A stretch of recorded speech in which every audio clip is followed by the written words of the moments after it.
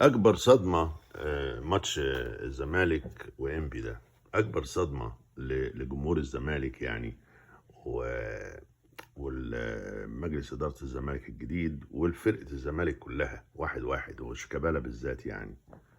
الصدمه ان هو يعني تجمع كده ولعب ماتش ضد سموحه. يعني الناس بلغت قوي قوي في الكلام، وريال مدريد ومش ريال مدريد وخمسة واحد ومع الرأفة وحاجات يعني. وبعدين انبي مش الفرقة اللي هي يعني صعبة قوي، اي نعم مترابطة وفيها عيال في الهجوم في منتهى الجمال. هم ربنا وفقهم في الماتش ده، لعبوا احسن مننا بكل الخطوط وفي كل وقت تقريبا.